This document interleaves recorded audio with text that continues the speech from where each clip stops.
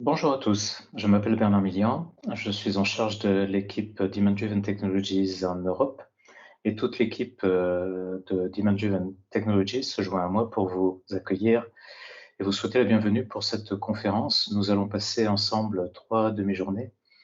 La première demi-journée est consacrée à la conduite d'un projet, des DMRP, à la conduite d'une transformation Demand Driven. Nous allons entendre sur ces 3 journées un certain nombre de retours d'expérience. La deuxième journée sera consacrée au lien entre Demand Driven et le plan industriel et commercial, comment est-ce qu'on articule tout ça. Et la troisième journée sera consacrée à la mise en place du flux tiré dans l'atelier à l'ère du numérique. Alors je vais démarrer une présentation d'introduction sur cette thématique de pourquoi aujourd'hui avons-nous besoin de faire évoluer nos supply chains et pourquoi avons-nous besoin, ou réellement avons-nous besoin d'une nouvelle méthodologie. Donc, je vais partager mon écran de manière à ce que nous puissions parcourir ensemble ce contenu. On entend parler ces derniers mois d'agilité et de résilience de la supply chain. Et plus particulièrement, on entend parler beaucoup ces derniers mois de supply chain. Alors, on peut s'en réjouir pour ceux d'entre nous qui avons été dans les métiers de la supply chain pendant des années, mais en même temps, la manière dont on parle de la supply chain au journal de 20 heures ou sur Internet n'est pas toujours très positive. À la lumière de la pandémie, on parle de retard de livraison. C'est sans doute une nouveauté d'entendre parler au journal de 20 heures de rendement de production dans des usines pharmaceutiques pour réaliser des vaccins. On parle enfin de relocalisation, et sans doute on peut s'en réjouir, mais aussi de rupture de semi-conducteurs, de rupture de conteneurs, de rupture de médicaments, d'un certain nombre de problématiques qui ne sont pas très positives. Et il est force est de constater que ces derniers mois, nous avons rencontré un certain nombre de challenges. À partir du début de la pandémie, on a beaucoup polémiqué sur la disponibilité d'équipements de protection, de masques, de blouses, etc., de gants. Aujourd'hui, on parle de rupture de semi-conducteurs. On a eu tout un feuilleton sur l'Ever-Given bloquant le canal de Suez. Donc certainement, aujourd'hui, la pandémie révèle un certain nombre de choses et on peut se dire qu'on est dans une époque particulière et qu'on ne peut pas baser la conception de nos supply chains et les modes de pilotage de notre supply chain sur les circonstances particulières de la pandémie. En même temps, si on revient un petit peu en arrière et qu'on regarde ce qui s'est passé ces dernières années, on a eu quand même pas mal de surprises et pas mal d'évolutions brutales de l'environnement dans lequel nos entreprises évoluent. On peut parler de l'élection de Trump et de tout ce que ça a pu engendrer en termes de droits de douane et d'évolution de contextes internationaux. Le Brexit est un autre exemple et vous pouvez trouver un certain nombre de situations de ce type-là que nous avons vécues finalement dans les 4-5 dernières années, qui sont très disruptives, on va dire, des changements radicaux. Ça peut avoir des effets désastreux, des impacts très forts sur certaines supply chains et certaines entreprises. Si on prend une perspective un peu plus éloignée, si on dézoome, je suis tombé récemment sur un certain nombre d'indicateurs. Il y a 2 indicateurs que vous pourrez retrouver sur le net. On a aussi un post de blog qui est consacré à ça, qui montre finalement, il y a des chercheurs qui mesurent l'incertitude. Alors l'incertitude, ça semble être quelque chose qui échappe à la mesure. Comment est-ce qu'on peut mettre en œuvre du big data pour mesurer l'évolution de l'incertitude au fil des ans? En fait, on arrive à le faire, on arrive à mesurer ça, au travers, par exemple, de l'ensemble des publications qui sont sur le web et de la récurrence d'un certain nombre de mots. Et ce que l'on voit sur ces 2 indicateurs, alors j'en ai retenu 2 ou trouvé 2, un qui s'appelle le World Uncertainty Index, où on voit que sur la période de 1990 à 2020, globalement, l'incertitude, alors vous voyez qu'il y a une incertitude qui démarre aux alentours de 10 000 et qui aujourd'hui est aux alentours de 30 000, quelle que soit la mesure. Mais ce que nous dit cette courbe sur le haut de cette diapo, c'est que l'incertitude évolue, augmente inexorablement au fil du temps. Et l'autre indicateur similaire, qui s'appelle l'Economic Policy Uncertainty, au lieu de démarrer en 90, celui-ci démarre en 97, mais nous montre exactement la même tendance à une évolution inexorable, continue de l'incertitude. Donc, il faut en prendre son parti. L'incertitude est là, elle va continuer à se développer. En même temps, nos systèmes de pilotage traditionnels ne sont pas nécessairement adaptés à la gestion de l'incertitude. En fait, nos systèmes de pilotage, et en particulier, on va parler de MRP, qui est finalement la logique majeure à l'œuvre dans l'ensemble des ERP du marché, nos systèmes de pilotage sont là pour synchroniser. Ce sont des engrenages bien huilés. Si on a besoin d'un article à un moment donné, on va le faire arriver à ce moment-là, ni trop tôt, ni trop tard, et on va enchaîner, synchroniser les différentes opérations de notre supply chain. La logique même du MRP, telle qu'elle est décrite sur ce petit diagramme généré par le Demon Driven Institute, c'est bien ça, c'est-à-dire qu'on part de commandes fermes et de prévisions, on établit un programme directeur de production et ensuite tous les besoins pour les composants, pour les semi-finis, pour les réseaux de distribution, etc., sont synchronisés sur ces besoins de produits finis, sur les prévisions que l'on a pu faire, etc.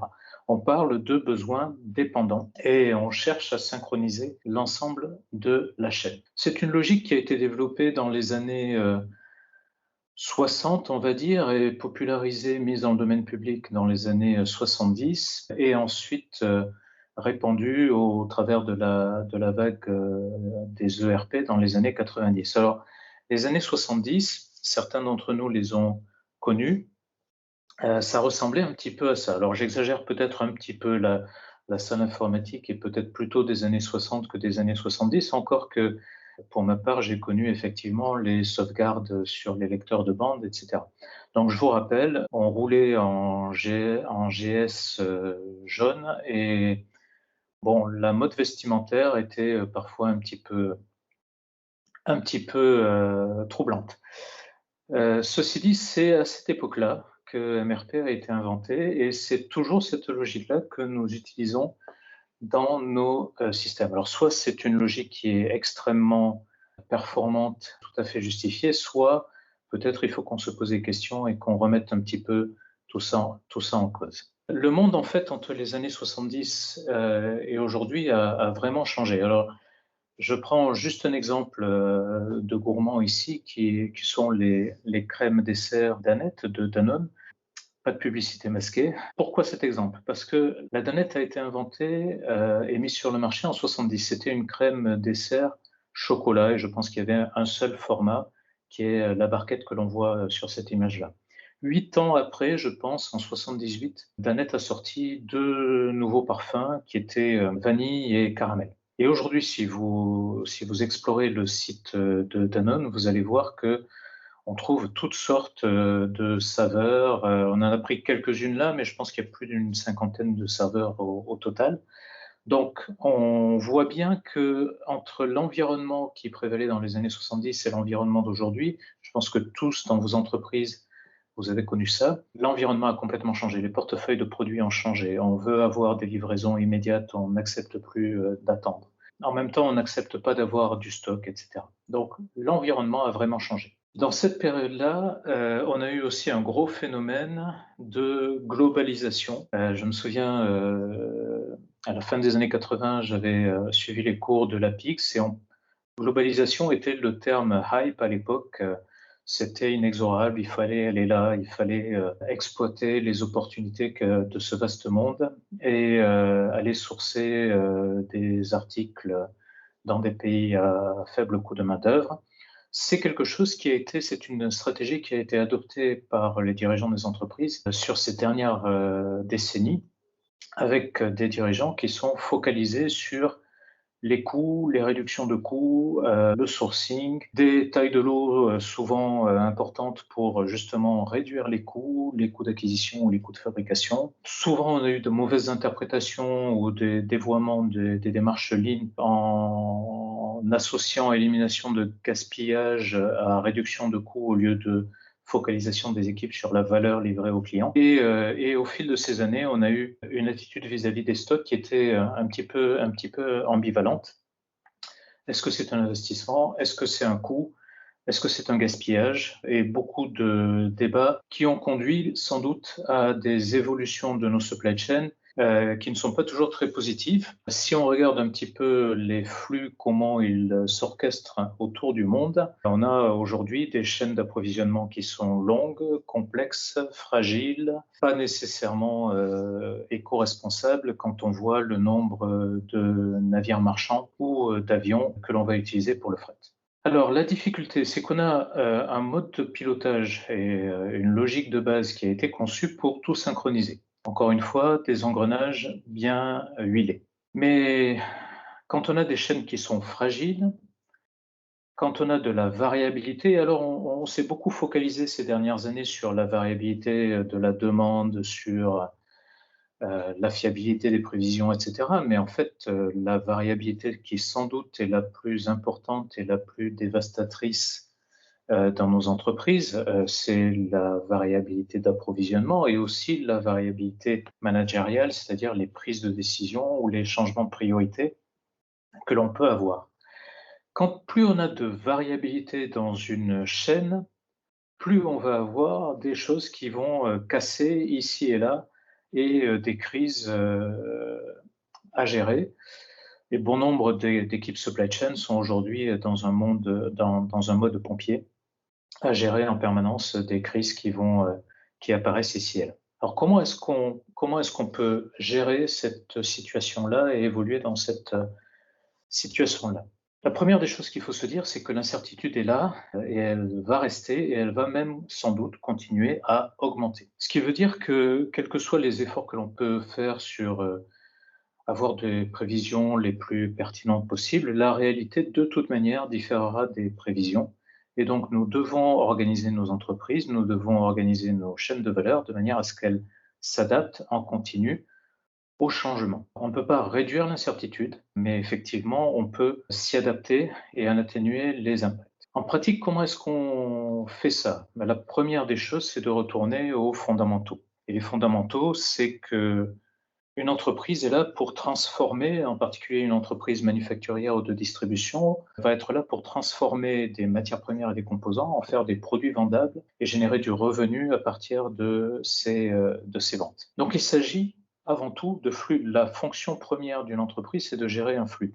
Et c'est quelque chose sans doute que l'on a oublié avec la focalisation sur les coûts que l'on a pu avoir. Donc tout le principe de la méthodologie des DMRP et du modèle de Demand Driven Adaptive Enterprise au sens large, c'est vraiment de focaliser les modes de pilotage, les systèmes, les outils, les indicateurs de performance sur le flux. Alors vous me direz rien de nouveau, le Lean, la théorie des contraintes, toutes ces méthodologies-là ont été axées sur le flux ces dernières années, certes, mais malheureusement elles n'ont pas été les méthodologies dominantes dans l'organisation des entreprises et aujourd'hui, il est plus que temps de corriger ça. Alors, comment est-ce qu'en pratique, on fait? On a listé un certain nombre de points, on va parcourir 9 points, je ne vais pas les lire là, mais on va les passer en revue pour essayer de rendre les choses concrètes. La première des choses, le premier point, il faut bien réaliser que TDMRP et l'approche Demand Driven n'est pas une nouveauté révolutionnaire, quelque chose qui renverse la table. Certes, c'est un formidable accélérateur d'amélioration et de transformation, mais finalement, c'est surtout la mise en cohérence et ça rend beaucoup plus facile d'accès des techniques qui existent et qui sont éprouvés. On peut citer quoi? On peut citer le flux tiré. Le flux tiré, on l'a pratiqué depuis des décennies et tous ceux qui ont pratiqué le flux tiré peuvent en témoigner. C'est bien entendu bien plus performant que le flux poussé. Chaque fois qu'on peut mettre en place du flux tiré par la demande réelle, on en déduit des gains, y compris des gains en termes de coûts d'ailleurs. Le pilotage par les contraintes, par les goulets d'étranglement. L'utilisation de buffers, donc ces deux éléments typiquement sont vraiment au cœur de la théorie des contraintes, qui est un des fondamentaux qui a conduit à la mise en œuvre de DDMRP, mais aussi le développement des techniques de collaboration par la numérisation, les plateformes cloud, les logiques de VMI, etc. Et puis enfin, alors même si souvent il y a des hauts et des bas et beaucoup de discussions dans les entreprises sur l'efficacité du processus, le plan industriel et commercial, le SNOP, est une bonne pratique démontrée. Encore faut-il le faire évoluer pour le rendre compatible avec le monde d'aujourd'hui. Deuxième chose à faire, donc on ne révolutionne pas, on part de techniques connues. La deuxième chose à faire, c'est de prendre 2 pas de recul et de se reposer les questions sur pourquoi est-ce que notre supply chain est organisé comme ça. Qu'est-ce que l'on stocke, qu'est-ce que l'on ne stocke pas, où est-ce qu'on a nos protections, où est-ce qu'on doit avoir des stocks, où est-ce qu'on doit avoir des délais, des files d'attente, où sont nos contraintes, par où est-ce qu'on doit piloter. Donc on prend 2 pas de recul et on se repose des questions fondamentales sur l'organisation de notre supply chain. Au cœur de DDMRP, il y a l'utilisation du découplage. Le découplage, c'est rien de nouveau, c'est quelque chose qui a été mis en œuvre au fil de ces années par nombre d'entreprises parce que il est, vu la prolifération de produits, il est de plus en plus important de différencier le plus tard possible. Ceci étant, bien que beaucoup d'entreprises aient mis en œuvre des découplages, force est de constater que la méthodologie de gestion, MRP, n'est pas adaptée à la gestion de points de découplage. Les techniques sont vraiment totalement inadaptées à ça et c'est un changement fondamental que DDMRP propose, qui est de savoir gérer de manière efficace ces points de découplage. Troisième point, on protège notre supply chain. On a besoin de protéger notre supply chain parce que la loi de Murphy va frapper. On va avoir des retards, on va avoir des problèmes qualité, on va avoir des soucis. On distingue 3 types de buffers dans un modèle opératoire piloté par la demande, un DDoM. Des buffers de stock, c'est ce qu'on appelle typiquement DDMRP. DDMRP est vraiment concentré sur les stocks. Et plus largement, un assemblage de buffers de stock, de buffers de temps et de buffers de capacité, ce que l'on appelle un modèle opératoire piloté par la demande, Demand Driven Operating Model ou DDoM pour les intimes. Quatrième point que l'on va faire, c'est que l'on va s'affranchir le plus possible des erreurs de prévision. Et comment est-ce qu'on fait ça? Ça ne veut pas dire qu'on va jeter aux orties nos prévisions. On va utiliser les prévisions pour dimensionner notre supply chain, pour dimensionner éventuellement les boucles de réapprovisionnement, les buffers de stock, mais on va actionner le plus possible les réapprovisionnements sur la base de consommation réelle ou d'ordre ferme avec des logiques et des techniques de flux tiré qui ont bien été éprouvées au fil des années. Cinquième point, on va orchestrer, et ça c'est le modèle qui est décrit par le Demand Driven Institute, le modèle de Demand Driven Adaptive Enterprise, où on va orchestrer notre court terme piloté en flux tiré par la demande réelle, ce qu'on va appeler le DDoM, que l'on voit à gauche ici sur cet écran, avec les horizons stratégiques et tactiques, de manière à s'assurer que nos équipes l'orchestration de ces processus soit fluide et que la stratégie que l'on définit puisse se traduire en opération et soit influencée aussi par la performance de notre modèle opératoire. Sixième point, on numérise parce qu'au XXIe siècle, on a besoin de systèmes d'information pour être efficace. Et donc, on va numériser nos opérations, la gestion de notre supply chain, mais on va la numériser de manière efficace, peu coûteuse et rapide. Je pense que nombre d'entre nous avons été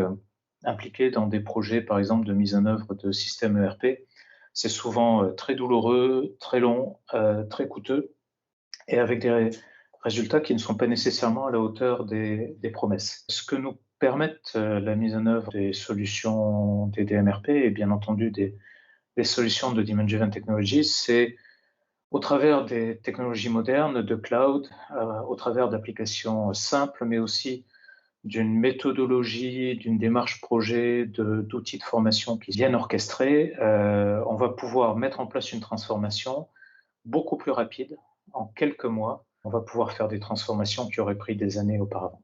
Septième point, dans une supply chain, c'est un peu l'image que l'on prend, c'est l'image du pilote automatique de l'avion. On a beaucoup de choses de routine qui doivent être le plus possible automatisées. Lorsque le pilote d'un avion de ligne pilote son avion, en fait, il n'a pas les mains sur le manche en permanence. La grande majorité du temps, c'est le pilote automatique qui prend la main. Et ce que va faire le pilote en tant que tel, c'est de s'assurer que le système fonctionne, que le modèle est adapté, et il va prendre les commandes éventuellement dans les phases délicates, s'il y a un orage, s'il y a dans les phases d'atterrissage, de décollage, mais le reste est automatisé. C'est exactement la même chose dans une logique d'un modèle DDOM. On va automatiser la majorité des tâches de routine et ne travailler que par exception sur les points où on doit agir. Le huitième point, c'est d'établir de la visibilité et de la simplicité. Il faut que les outils soient simples, compréhensibles, de manière à assurer l'appropriation.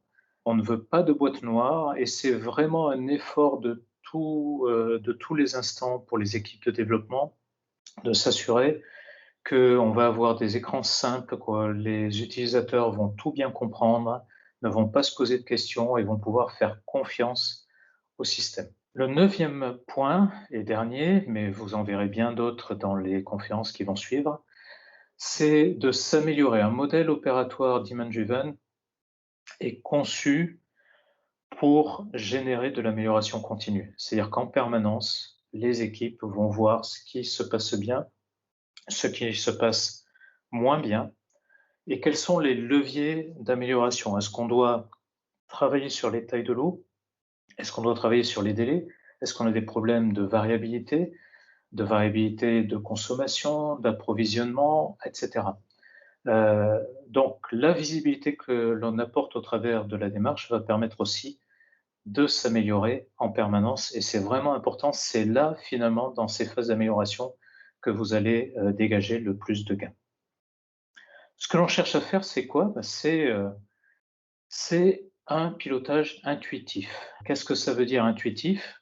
Ça veut dire que du premier coup d'œil, il est clair, les décisions que l'on doit prendre sont claires. Qu'est-ce que l'on doit faire pour favoriser le flux, pour mieux servir nos clients et donc pour aligner les ressources de l'entreprise sur les réels besoins clients.